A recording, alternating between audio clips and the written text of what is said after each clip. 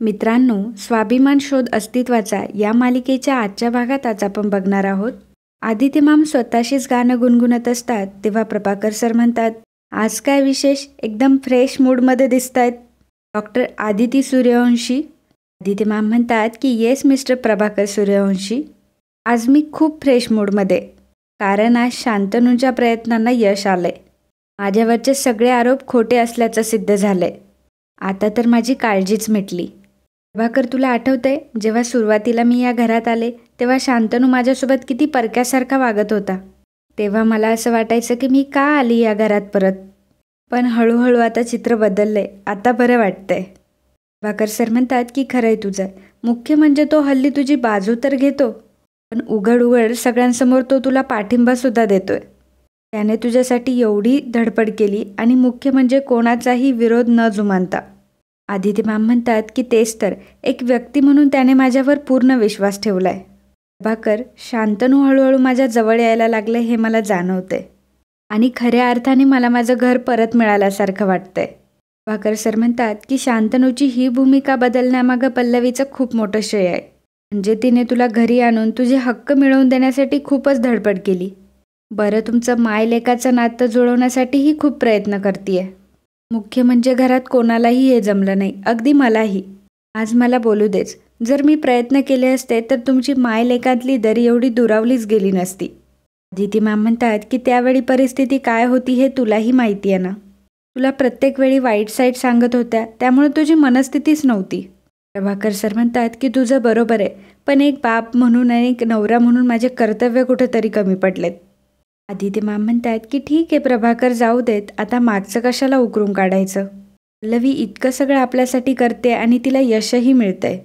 Prabhakar sir म्हणतात की आणि सगळ्यात जास्त तिचं कौतुक वाटतं ते की जिद्द सोडत नाही ग ती. आदिती मॅम म्हणतात की म्हणून तर माझी लाडकी विद्यार्थिनी होती ती, आणि आता लाडकी सून आणि मुलगी झाली आहे. आता कुठं तिची सुखाची वेळ यायला लागली आहे. तिची सुखाची ओंजळ अशीच भरलेली असू देत, एवढीच इच्छा आहे माझी. प्रभाकर सर देखील म्हणतात की तुझ्या मनासारखंच होणार सगळं काही. इकडे मोठी आई तिची रूम आवरत असते. मोठे काका येतात आणि म्हणतात की आज काय तुझं पोथीपुराण नाही आहे का? मध्यंतरी चाललं होतं ना तुझं पारायण वगैरे काहीतरी. मोठी आई म्हणते की नाही, ते झालं कधीच, पण तुम्ही असं का विचारताय? मोठे काका म्हणतात की आज निवांत दिसते म्हणून विचारतोय. मोठी आई म्हणते की अहो निवांत कसली, रोजचीच कामं करते, आणि निवांत असले तरी आपल्याला काय करायचंय याचे विचार सतत डोक्यात चालू असतात. हे पहा हां, तुम्ही बाहेरचा राग माझ्यावर काढू नका हां. मोठे काका म्हणतात की राग काढत नाहीये ग, थोडंसं टेन्शन कमी करतोय मी माझं, बाकी काही नाही. एक एक गोष्ट नुसती हातातून सुटत चालली आहे. शांतनूने आदितीला सगळ्या आरोपातून बाहेर काढले, तर आपण काय करायचं? ते पुरावे सुद्धा हातून गेलेच आहेत, आणि आता शांतनूही जात चाललाय. मोठी आई म्हणते की खरं सांगू का, शांतनू माझ्या हातातून निसटून चाललाय, हीच सगळ्यात माझी मोठी काळजी आहे. तुम्हाला खरं सांगू, शांतनूला जर रोखायचं असेल ना, तर आपल्याला आपला हुकुमाचा इक्का बाहेर काढावा लागेल. आपली सत्ता, या घरातलं आपलं साम्राज्य आपल्या हातात राहावं वाटत असेल ना, तर त्याला आता बोलवलंच पाहिजे. मोठे काका म्हणतात की अगं सुपर्णा, तू तर माझ्या मनातलंच बोलली. बरेच दिवस मी हाच विचार करतोय. मोठी आई म्हणते, एकदा का आपण आपल्या हुकुमाचा इक्का बाहेर काढला ना, सगळा खेळ क्षणात पलटेल. मोठे काका म्हणतात की मलाही हेच वाटतंय. तर इकडे प्रभाकर सर आदिती मॅम बरोबर बोलत असतात, पण आदिती मॅमचं काही लक्ष नसतं. तेवढ्यात पल्लवीही तिथे येते, तरीही आदिती मॅमचं लक्ष नसतं. मग पल्लवी जोरात आई असं ओरडते आणि आदिती मॅम घाबरतात. तिघंही हसायला लागतात. तेव्हा पल्लवी म्हणते की किती सुंदर दिसते ही साडी तुमच्यावर, कधी नेसला नाही आधी. आदिती मॅम म्हणतात की आठवलंच नाही. प्रभाकर सर म्हणतात की अरे हो, नवीन साडी आहे ना, मस्त दिसतीये. तुम्हा बायकांना कसं पटकन कळतं ना. तेव्हा आदिती मॅम म्हणतात की प्रभाकर बस हां, आता जास्त नको. पल्लवी म्हणते की बाबा, तुम्ही जर आधी काही सांगितलं असतं तर मला नाही वाटत आईंचं लक्ष गेलं असतं. तसंही त्यांचं हल्ली आपल्याकडे लक्ष असतं तरी कुठे. प्रभाकर सर म्हणतात की 100% खरं बोललीस तू, मॅडम कुठंतरी हरवलेल्या आहेत. आदिती मॅम म्हणतात की प्रभाकर बास हां, आता खूप चेष्टा चालली आहे मगाच्यापासनं. पल्लवी देखील म्हणते की बाबांचं म्हणणं पटतंय हा मला. त्याआधी आपण किती प्रयत्न केले, पण आई कधी अशा मोकळेपणाने हसल्यात का? अजिबात नाही. पण लाडक्या मुलाने एक गोष्ट नाही केली तर चेहरा बघा कसा खुललाय. अदिती मॅम म्हणतात, हो का, जरा तुझा चेहरा आणि इकडे चांगले 2 फटके ठेवून देते, बघू मग तुझा चेहरा कसा होतो. पल्लवी चेहऱ्याला हात लावून बसते आणि हसायला लागते. पल्लवी म्हणते की माझ्यावर कितीही रागवला तरी माझ्यावर प्रेमच करणार आहात, माहिती आहे मला. नाही, खरं सांगू, तुमचा असा प्रसन्न चेहरा बघून खूप बरं वाटतंय मला. आदिती मॅम म्हणतात की माझ्या शांतनूने माझ्यासाठी खूप प्रयत्न केले आणि याचा मला खरंच खूप आनंद आहे. पल्लवी म्हणते की तुमची सर्व स्वप्न पूर्ण होणार आहे ताई. फक्त पुढच्या काही अशक्य गोष्टी शक्य करण्यासाठी आपल्याला अलर्ट राहावं लागेल. कदाचित आपल्याला आपली स्ट्रॅटेजीही बदलावी लागेल. प्रभाकर सर म्हणतात की म्हणजे पल्लवी तुझ्या डोक्यात काय आहे नक्की? पल्लवी म्हणते की बाबा बघा ना, जे पुरावे गोळा करण्यासाठी आपण इतकी धडपड करतोय ते कुठे आहेत, काय आहेत, काहीच माहीत नाही. त्यामुळे अंधारात तीर मारण्यापेक्षा आपण दुसरं काहीतरी करूयात. मोठी आई दरवेळी दुसरा काहीतरी वेगळाच डाव खेळतात.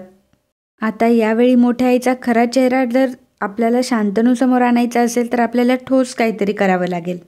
आदिती मॅम म्हणतात की बरोबर आहे तुझं म्हणणं पल्लवी.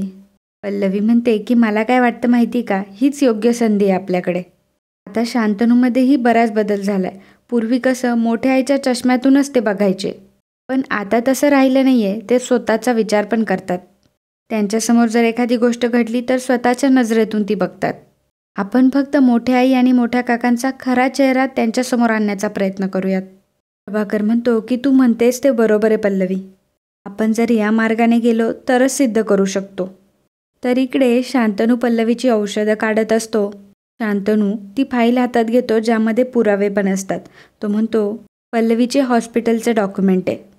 आता ही सध्या तरी लागणार नाही आहे, त्यामुळे आत ठेवायला काही हरकत नाही, असं म्हणून तो फाईल हातात घेऊन चाललेला असतो. तितक्यात फाईल खाली पडते आणि नेमकं फाईल उचलताना त्याचं लक्ष लिफाफ्यावर जातं. तो ते उचकून बघणारच तेवढ्यात फोन वाजतो. तो विचार करतो की आता कोणाचा फोन आलाय, असं म्हणून पटकन ती फाईल तो कपाटामध्ये ठेवून देतो आणि फोन उचलतो. तर इकडे विभावरी आणि पल्लवी भाजी निवडत असतात. एवढ्यातच मेघना येते आणि म्हणते की आज शेपूची भाजीच करूयात हा. पल्लवी म्हणते की हो, मलाही खूप आवडते. मोठी आई म्हणते की आजच्या जेवणाची तयारी झाली का विभावरी, मी सुचवणारच होते तुम्हाला. मोठी आई बघते की पुढे शेपूची भाजी असते. ती म्हणते की अगं बाई, शेपूची भाजी हेच सांगायला मी आले होते तुम्हाला. विभावरी म्हणते की हो, घरात फारशी कोणाला आवडत नाही आणि आज आपणच आहोत जेवायला, त्यामुळं म्हटलं की शेपूची भाजी करूयात. तेव्हा मोठी आई म्हणते की अगं चालेल काय, चालेलच. शेपूची भाजी म्हटलं ना मला थेट माहेरची आठवण येते बघ. ना विचारते की हो, कसली आठवण मोठी आई? मोठी आई म्हणते की अगं माझ्या माहेरी शेपूची भाजी एका विशिष्ट पद्धतीने बनवली जायची. म्हणजे पातळ भाजी करायची आणि वरून सरसरीत लसणाची फोडणी द्यायची आणि मग गरमागरम भाकरी, लोणी आणि थोडासा कच्चा शेपू घेऊन त्याला वरून तेल, तिखट आणि मीठ. आठवणीने सुद्धा तोंडाला पाणी सुटलं बघ. तेव्हा तिघीही एका सुरात म्हणतात की आमच्या पण. पल्लवी म्हणते की पण मोठी आई, तुम्ही सगळं स्वतः करायच्या तुमच्या हाताने माहेरी? मोठी आई म्हणते की म्हणजे काय, आणि ते पण एकटीने? पल्लवी म्हणते की मला माहिती आहे तुमच्या हातची चव. मोठी आई म्हणते की अगं ही विभावरी आणि मेघना यांना सुद्धा मी शिकवलं. तेव्हा विभावरी आणि मेघना एकमेकींच्या तोंडाकडे बघायला लागतात. मोठी आई म्हणते की कुठं काय येत होतं ह्या दोघींना? पल्लवी म्हणते की हो, या दोघी पण छान करतात स्वयंपाक, पण तुमच्या हातची सर काही येणार नाही. मोठी आई, तुमच्या पद्धतीची भाजी शिकवा ना तुम्ही ह्या दोघींना. मोठी आई म्हणते की नाही ग, असं शिकून येत नाही ग सगळं, आणि प्रत्येकाच्या हातची चव ही वेगळीच असते, यांना नाही जमणार.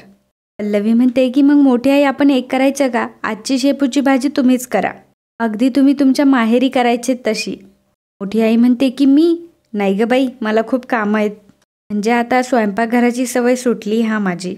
पल्लवी म्हणते की बरोबर आहे तुमचं.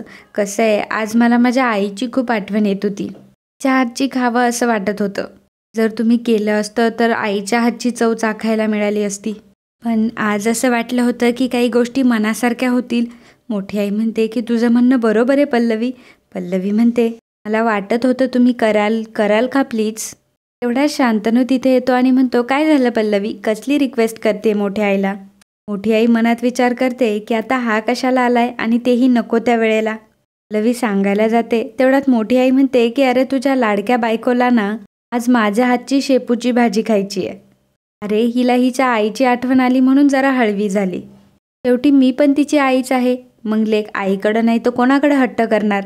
विभावरी आणि मेघना देखील मोठ्या आईचा पलटवार बघून एकमेकींकडे बघत असतात. मोठी आई पल्लवीला म्हणते की करते हा बाळा तुझ्यासाठी शेपूची भाजी.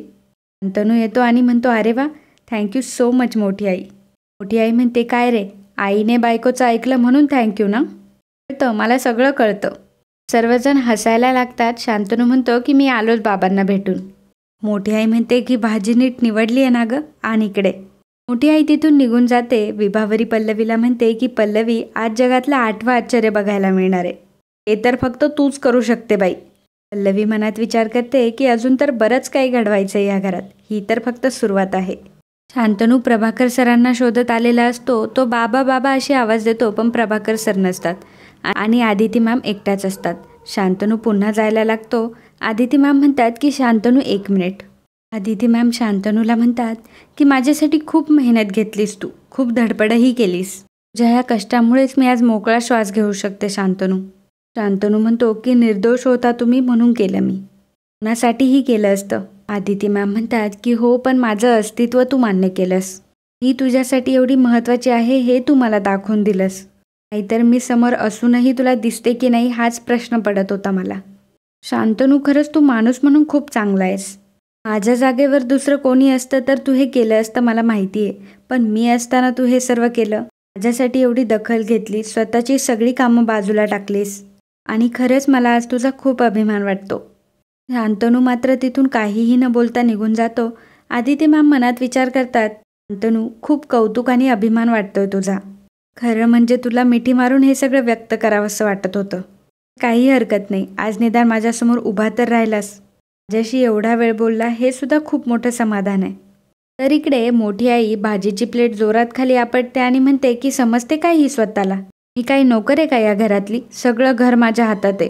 या घरात कोणी काय करायचं हे फक्त मी ठरवते आणि ही हाताखालच्या माणसासारखं मला राबवतीये. आज काय तर म्हणे पंखाच लावा, उद्या काय तर भाजीच करा.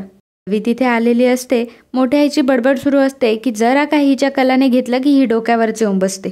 लवी हसते आणि म्हणते की मोठी आई, काही बोलत होता का तुम्ही? मोठी आई म्हणते की अगं हो, बऱ्याच दिवसांनी किचनमध्ये आले ना, त्यामुळे काही सापडतच नव्हतं.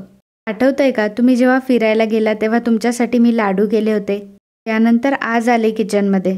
लवी म्हणते की म्हणून तर आग्रह केला तुम्हाला. तर तुम्ही एवढं राखलं सजवलं तर घरच्या किचनमध्ये पण तुमचा हात लागणं गरजेचं आहे ना. आणि बघा ना, तुम्ही नुसतं किचनमध्ये आला तरी किती छान आणि फ्रेश वाटते घरामध्ये. काय आता सगळा स्वयंपाकही तुम्हीच करणार आहात म्हटल्यावर. मोठी आई म्हणते की अगं सगळा स्वयंपाक नाही, फक्त शेपूची भाजीच करणार आहे आणि तेही तुला आवडते म्हणून. लवी म्हणते की नाही अहो, मला तेच म्हणायचं होतं, म्हणजे भाजी करणार आहात. मोठी आई, तुम्हाला खरं सांगू का, तुम्हाला जितकं छान वाटते ना त्यापेक्षा जास्त मला छान वाटते. आहे आता तुम्हाला आणि किचनला एकमेकांची सवय होईल, मग तर बरंच होईल की. मोठी आई म्हणते की बरं, मी तयारी करते. पल्लवी मनात म्हणते, आजपर्यंत फक्त डोक्यात वेगवेगळी कारस्थानं शिजवत आलात तुम्ही, आज भाजी शिजवण्याचा पण अनुभव घ्या. आता घरातल्या गोष्टी बदलवायचंच ठरवलंय तर तुमच्या सवयी बदलायला हव्या. मोठी आई म्हणते की काय बघतीयेस? पल्लवी म्हणते की काही नाही, तुमचं चालू देत. आणि पल्लवी हसत हसत तिथून निघून जाते. मोठी आईचा मात्र चेहरा चांगलाच उतरतो. ती भाजी घेते आणि पुन्हा एकदा आपटते. मित्रांनो, आजचा भाग इथेच संपतो. पुढील भागात आपल्याला पाहायला मिळणार आहे शांतनू पल्लवीला म्हणतो की थँक्यू सो मच. ॲक्च्युली मी मोठ्या आईला भेटायला येत होतो आणि तुमचं बोलणं सुरू होतं तेव्हा ते माझ्या कानावर आलं. पल्लवी म्हणते हो का? शांतनू म्हणतो की हो, खूप छान वाटलं मला की तुमचं नातं आता सुधारतंय. पल्लवी म्हणते की हो, लवकरच तुम्हाला आमच्या नात्यात वेगळं बरंच काही बघायला मिळेल, असं काही की जे याआधी तुम्ही कधीच बघितलं नसेल. पल्लवी मोठ्या आईला म्हणते की आजपर्यंत तुम्ही बरंच काही दिलं मला, त्यामुळे आज मी त्याची परतफेड करायला आली आहे. मोठ्या आईला मात्र पल्लवीचं बोलणं समजत नसतं.